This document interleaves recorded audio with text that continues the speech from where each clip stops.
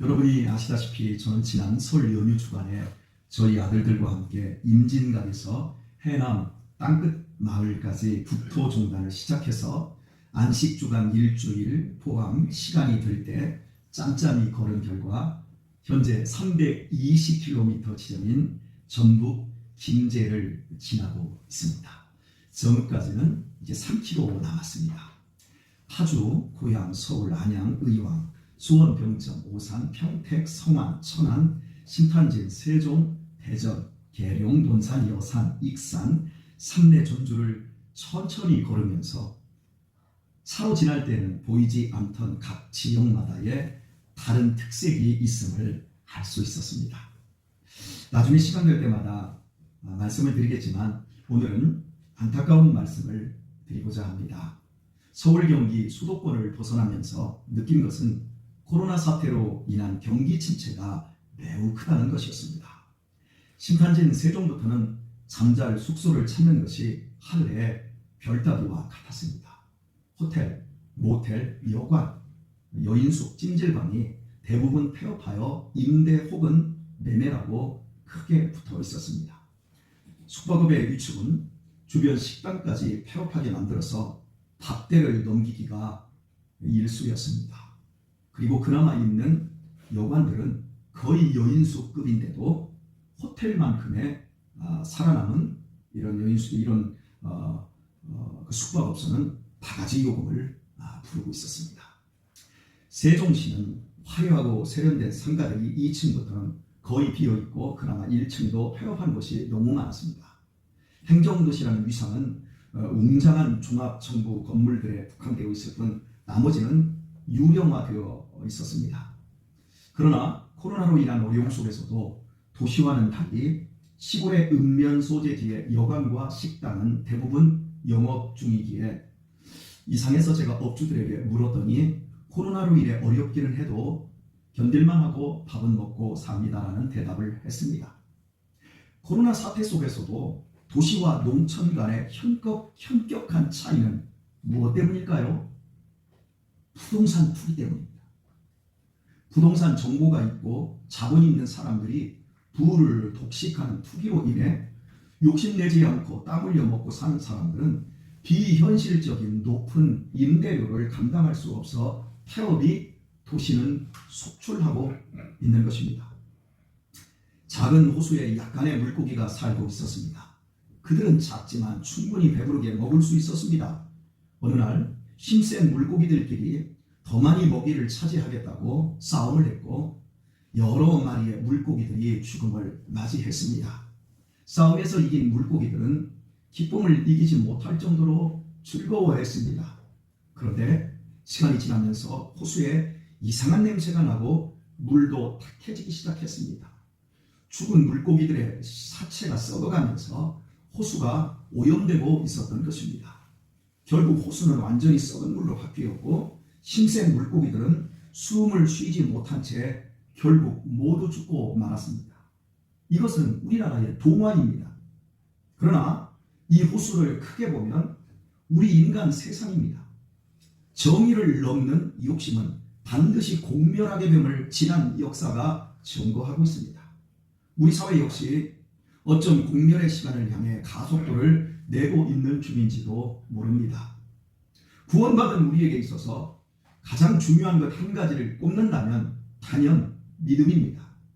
우리는 믿음으로 하나님을 알아가고 믿음으로 구원을 받으며 믿음으로 복을 받고 그 복을 믿음으로 누리게 됩니다. 믿음 없으면 제가 말한 것 중에 단 한 가지도 누릴 수가 없습니다. 그러므로 성도는 시종일관 믿음으로 사는 사람들입니다. 요즘처럼 혼탁하고 어지러울 때일수록 우리는 더욱 믿음을 지켜야 되고 믿음으로 살아야 합니다. 안타까운 것은 믿음을 꿈이나 상상, 자기 확신, 긍정적인 마음 가진 정도로 오해하는 교인들이 너무나 많다는 데에 있습니다. 하지만 믿음은 곧 생명이기에 하나님에 대한 전적인 삶의 의탁이며 하나님의 말씀대로 삶을 변화시켜가는 영적인 힘이자 실체입니다. 이런 이유로 우리에게 믿음을 주신 하나님께서는 세상이 어떻든 간에 우리의 행복을 위해 하나님의 말씀에 대한 전적인 순종을 요구하십니다. 그리하여 어떤 상황에서도 하나님을 의뢰하여 믿음으로 승리하며 하나님의 사람으로 변화된 삶의 복을 누리게 해 주십니다. 그래서 믿음으로 행하는 것이 이렇게 중요합니다. 삶은 시간과 공간을 빼놓고 이야기할 수 없습니다. 개인에게 주어진 시간의 멈춤은 곧 죽음이기 때문입니다. 죽은 사람은 공간에서도 없어지게 됩니다. 나를 지금 스쳐 지나가는 1초 1초가 결국 하루가 되고, 이런 1초가 더 많아져서 한 달이 되고 한 해가 되고 일생이 됩니다. 이렇듯 인생은 시간입니다. 그리고 그 시간은 어떤 형태로든 공간을 채우게 되고 결국 그 시간의 질은 공간을 통해 드러나게 됩니다. 그동안 나를 스쳐 지나간 시간들은 내 육체와 삶이라는 공간 속에 고스란히 축적되어 있습니다. 앞으로도 그럴 것입니다. 그러므로 우리에게 가장 중요한 믿음 역시 시간과 공간을 떠나서는 존재할 수 없습니다. 시간 속에서 내 육체와 공간 속에 믿음이 고스란히 쌓이게 되고 또한 고스란히 드러나게 되어집니다. 한평생 신실한 믿음으로 시간을 사용한 사람의 육체와 시간을 자기의 욕망과 쾌락을 쫓아 산 사람의 육체가 같을까요? 또한 살아온 삶의 공간은 어떨까요? 절대 동일할 수가 없습니다. 같은 공간이라도 불량배들이 살면 우범지대가 됩니다. 그러나 고시생들이 살면 고시촌이 됩니다. 같은 곳에 쓰레기를 버리면 쓰레기장이 되고 꽃을 심으면 화단이 됩니다. 죄수들을 수감하는 흉악한 교도소에 수도사들이 생활하면 경건한 수도원으로 변합니다. 같은 공간을 러브호텔로 사용하면 불륜의 현장이 되고 기도원으로 사용하면 응답의 현장이 되어집니다. 무슨 차이입니까? 환경의 차이가 아니라 시간 속에서 누가, 어떤 사람이 무엇으로 그 공간을 채우느냐입니다. 이렇듯 인생은 환경과 상황에서 행복이 결정되는 것이 아닌 주어진 시간을 어떤 마음으로 사용하느냐에 있는 것입니다. 시간을 바르게 사용하면 공간을 변화시키지만 자칫 잘못 사용하면 도리어 공간의 노예가 되어 버릴 수도 있습니다. 어제 제가 전화 한 통을 받았습니다. 모르는 분인데 한 5, 60대의 중년이신데 목사님이시지요. 내일 교회에 가고 싶은데 코로나 때문에 허락을 해 주시겠습니까? 모르는 교인인데요. 오십시오. 마스크 철저하게 써주시고요. 다만 한 가지 부탁드립니다. 저희 교회 공간은 밖에서 보는 것과 안에서 보는 것이 차이가 납니다. 공간이 굉장히 협소합니다. 3부 예배 때 30여 명이 예배를 드릴 것입니다. 공간이 작은 것으로 인해서 답답하다고 느끼실 수도 있겠지만 작은 공간 속에서 하나님이 은혜를 나에게 꽉꽉 채워주신다라고 생각하실 수도 있을 것입니다. 감안하셔서 오실 수 있기를 바랍니다. 제가 그리 전화를 드렸습니다. 그동안 저희 교회를 다녀갔던 분들 중에 이 공간을 탓하셨던 분들이 계십니다. 너무 답답하다. 공간의 노예가 되어버린 거지요. 작은 바늘귀 하나 속에서 천국을 볼 수 있는 눈을 가진 사람들이 영적인 해안이 열린 예수 믿는 사람들입니다. 공간의 노예가 되는 것이 아니라 공간을 내가 무엇으로 채우느냐가 우리의 삶과 신앙의 신바람을 결정할 수 있다는 겁니다. 오늘의 본문 말씀은 바울이 드디어 파란만장한 이 여정을 끝내고 로마시에 들어가게 된 장면을 짧게 보여줍니다. 일반적으로 황제에게 상소한 미결수는 로마 입성과 동시에 황제의 근위대장에게 임계되어 황제 근위대의 감옥인 프레토리움에 감금되었습니다. 그러나 바울은 예외로 감금되지 않았습니다. 역사 기록으로 보았을 때 당시 바울을 인계받은 근위대장은 아프라니우스 브루스였습니다. 근위대장은 바울을 감금하지 않고 처소를 마련하게 하여 한 군인으로 하여금 구금하게 했습니다. 가택연금입니다. 이례적인 조치는 바울을 신문했던 유대 총독 베스도의 보고서와 호송 책임자였던 백부장 율리오의 보고서가 긍정적이었기 때문이었을 수도 있지만 궁극적으로는 주님의 오묘하신 섭리였습니다. 30절에 의하면 바울은 이태 동안 만 2년 동안 셋집에 구금되었습니다. 셋집이라면 요즘처럼 반듯한 가옥을 연상하기 쉽지만 바울에게는 경제적인 여유가 없었습니다. 빌립보서 4장에 보면 바울은 2년 동안 빌립보 교인들이 보내준 약간의 헌금으로 생활하고 있음을 밝힙니다. 그러므로 바울이 얻은 셋집은 가장 싸구려고 방 같지도 않은 헛간과 같은 정도였을 것으로 역사학자들은 추측을 합니다. 더욱이 바울은 그 헛간 같은 셋집에서 군인의 감시 속에 20절에 보면 쇠사슬에 매어 있다고 밝히고 있습니다. 황제의 근위대장은 바울에게 재판이 이루어질 때까지 밖에서 대기할 수 있도록 배려해 주었지만 집안에 묶어놓고 군인 함령으로 지키게 한 것입니다. 바울의 삶이 얼마나 불편하고 얼마나 고통스러웠겠습니까? 그런데 바로 이런 상태에서 쓰여진 빌립보서를 통해 확인되는 바울의 심적 상태는 기쁨이었습니다. 주 안에서 기뻐하라. 내가 다시 말하노니 기뻐하라. 고난 속에서도 즐거워할 수 있으니 빌립보서의 주제입니다. 그만큼 바울이 구금 상황에서도 도리어 더욱 기뻐하고 있었다는 사실을 알 수 있습니다. 설교서도에서 삶은 시간이고 우리는 믿음으로 시간을 사용하여 나 자신의 육체와 공간을 바꾸어 나가는 것이라고 말씀을 드렸습니다. 바울이 도착한 곳은 목가적 풍경에 순박한 사람들이 옹기종기 모여 사는 붐의 산골이 아니었습니다. 지중해 세계를 제패한 정치, 경제, 군사, 문화, 예술, 교육의 중심인 대로마 제국의 수도였습니다. 뿐만 아니라 그것은 거대한 향락의 중심지였습니다. 또한 욕망의 분출구였습니다. 오로지 재미만을 위해 원형 경기장에서 사람들이 맹수의 밥이 되었고 검투사들이 피를 흘리며 죽어야 했습니다. 지금의 우리가 지금 보고 있는 격투기, 프라이드, 이런 경기들과는 비교도 되지 않는 이러한 것들을 실제 사람을 죽이고 짐승의 밥이 되게 하는 장면을 보고 즐거워하는 곳이 로마였습니다. 성적 타락과 문란이 극에 달하여 성인이 된 만 16세 이상 된 로마 시민 가운데 남여중에 성병에서 자유로운 사람이 드물 정도로 음란한 도시였습니다.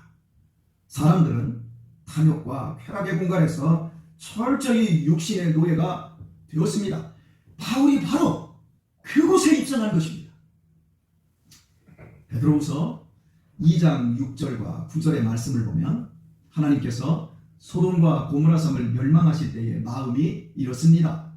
무법한 자의 음란한 행실을 인하여 고통하는 의로운 롯을 건지셨으니 이 의인이 저희 중에 거하여 날마다 저 불법한 행실을 보고 들음으로 그 의로운 심령을 상하니라.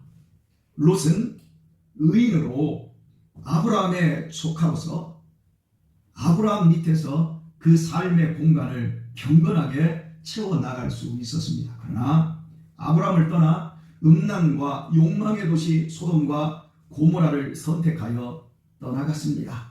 그 결과 무법한 자들의 음란함을 보고 들으면서 의로운 롯의 심령이 상하고 말았습니다. 우리 주변에서 경건하게 살아보며 존경받던 분들이 전혀 생각지 못하게 무너지는 이유가 무엇이겠습니까?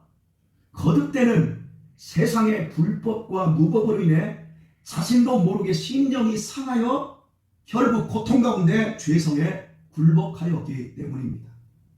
영적으로 퇴보해버리는 사람들은 공간을 새롭게 하기는커녕 도리어 공간의 노예로 전락해버립니다. 바울이 한평생 주님의 증인과 종으로 살 수 있었으면 주님의 말씀으로 날마다 자신을 복종시키며 주님의 말씀 안에서 날마다 죽음으로 주님의 말씀을 힘입어 자신을 지킬 수 있었기 때문이었습니다. 그리하였기에 바울은 어떤 상황에서도 공간의 노예가 되지 않고 자신과 공간을 변화시키는 주님의 빛과 소금이 될 수 있었습니다. 하지만 바울 역시 우리와 같은 성정과 죄성을 지닌 연약한 인간에 불과했습니다. 욕망의 분출구인 로마 시내 한복판에서 바울이 활개를 치고 다닐 수 있었다고 한다면 어찌 되었을까요? 바울 자신이 원하지 않아도 보고 듣는 무법과 불법으로 인해 분명 바울의 심령도 상하고 말았을 것입니다. 여러분이 충성하다가도 마음이 상하면 어떻게 되어집니까?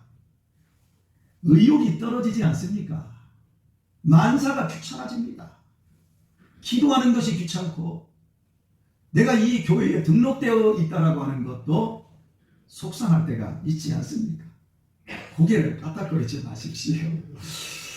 여러분이 심령이 상했다는 것입니까? 상하지 마십시오. 저도 상하지 않겠습니다. 여하튼 분명히 바울 역시 로마에서 보고 듣는 것으로 인해서 분명 심령이 상해졌을 것입니다. 바울 역시 다르지 않습니다. 바울의 몸은 현재 늙었고 그의 몸은 매우 병약한 중에 있었습니다. 이런 상황에서 로처럼 그 심령이 만약 상한다면 과연 주님의 종과 증인된 사명을 마지막까지 잘 감당할 수 있었을까요? 바울의 부검 상태는 바울을 보호하시고자 조치하신 주님의 완전한 배려였습니다. 반대로 로마에 도착하여 바울이 프레토리움에 갇혔다고 해봅시다. 누구도 만날 수 없는 감옥 안에 갇힌 상태로야 어찌 복음 사역을 감당할 수 있었겠습니까?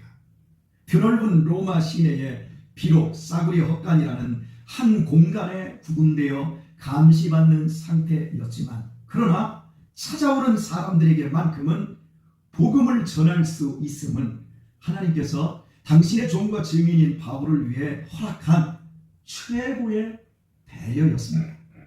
그리하였기에 바울은 이 세상에서 가장 강력한 음란과 욕망으로 채워진 공간에서도 그 공간의 노예가 되거나 마음 상함 없이 도리어 기쁨으로 충만할 수 있었고 그 심령은 더욱더 강건해져 기꺼이 순교의 제물이 될 수 있었습니다.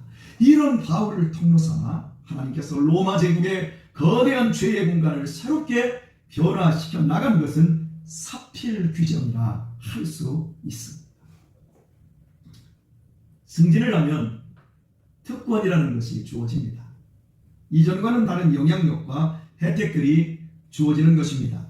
그래서 사람들은 이 특권을 자신과 동일시하여 나는 이런 특권을 누릴 만한 자격이 있는 사람이라고 착각하게 됩니다. 그러다 보니 특권을 적절하게 사용하는 것을 넘어 잘못 사용하는 경우들이 생기는데 소위 갑질이 그것입니다.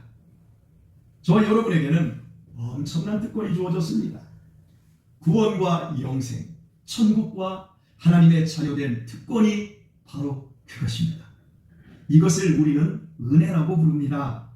우리 중에 그 어떤 누구도 이 특권을 받을 만한 아무런 자격도 공로도 없었습니다.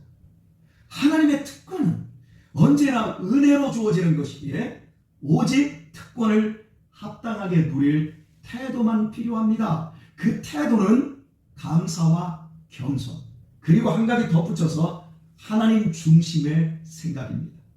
이것이 잘못되면 특권을 가질 자격 있는 사람처럼 교만해집니다.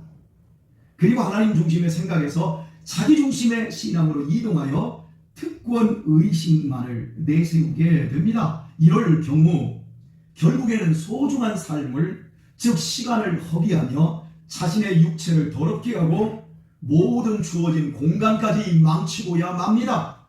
잘못된 믿음은 이렇듯 믿음 생활을 하면 할수록 시간과 공간의 노예에서 벗어날 수가 없습니다. 로마 제국은 황궁에서부터 새로워지지 않았습니다. 도리어 그것이 더욱 큰 음란과 욕망의 분출구였습니다. 로마 제국의 거대한 공간은 바울이 갇혀있는 싸구려 헛간에서부터 새로워지기 시작되었습니다. 비록 구금되어 있었지만 시간을 참된 믿음으로 바르게 사용하는 바울로부터 로마라는 공간은 변하기 시작했습니다. 그 싸구려 헛간 속에서 바울이 이렇게 외쳤는데 그 말씀을 우리 마음속에 새겨야 할 것입니다. 주 안에서 항상 기뻐하라. 내가 다시 말하노니 기뻐하라. 시간을 바르게 사용할 수 있는 지혜는 주님 안에서만 가능합니다. 시간과 공간의 노예가 되지 않고 내 인생을 아름답게 가꾸는 것 역시 돈이 아니라 예수님을 바르게 믿는 시간 안에서만 가능한 일입니다. 나와 주변의 행복을 일구는 것 역시도 환경과 조건의 개선이 아닌 예수님 안에서 신실하게 시간을 사용할 때만 가능합니다. 근데 선교사의 효시는 아프리카를 사랑으로 섬긴 데이빗 리빙스톤입니다. 그는 스코틀랜드의 블란타이어에서 가난한 부모 사이에서 태어났지만 매우 영민했습니다. 그의 형 역시 영민한 머리를 소유하여 형제는 가난 속에서도 의과 대학에 진학하고자 하는 꿈을 꾸었고 결국 모두 의사가 되었습니다. 그러나 같은 길을 걸어온 형제는 의사 면허를 받은 후에 꿈이 달랐습니다. 데이빗 리빙스톤 동생은 졸업과 함께 아프리카로 들어가 복음을 전하는 일에 헌신하기로 한 반면 형은 그 동생을 향해 이렇게 말했습니다. 너는 정글의 미개인들 속에서 네 인생이 내장되겠지. 그러나 나는 이곳 영국에서 이름난 의사가 될 것이다. 나는 어린 시절 가난이 지긋지긋했다. 이제 나는 그 가난을 벗어나 부자가 될 것이다. 리빙스턴은 자기가 말한 대로 아프리카에 들어가 선교사로 평생을 고생스럽게 가난하게 살다가 세상을 떠났습니다. 같은 시간 형은 장담한 것처럼 병원을 개원하였고 유명한 의사가 되어 돈과 명예를 모두 얻었습니다. 누가 성공적인 인생을 산 것입니까? 형은 편안하게 부자로 살다가 죽은 후 가족 묘지에 묻히는 것, 그것이 끝이었습니다.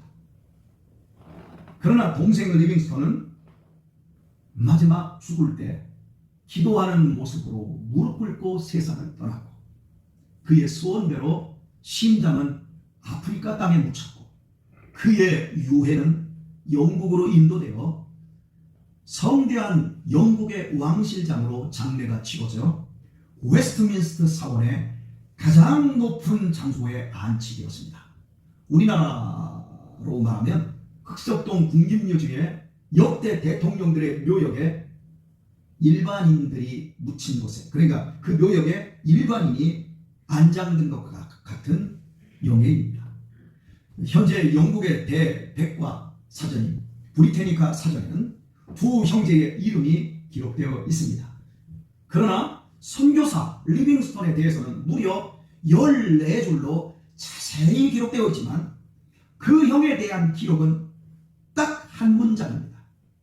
존 리빙스톤, 그는 선교사 데이빗 리빙스톤의 형이었다. 누가 성공적인 인생을 산 것입니까? 누가 시간을 바르게 사용한 것입니까? 누가 공간을 바르게 채운 것입니까? 경제적인 불편, 건강적인 불편, 분명 고통입니다. 그러나 우리 각자의 인생을 되돌아보십시오.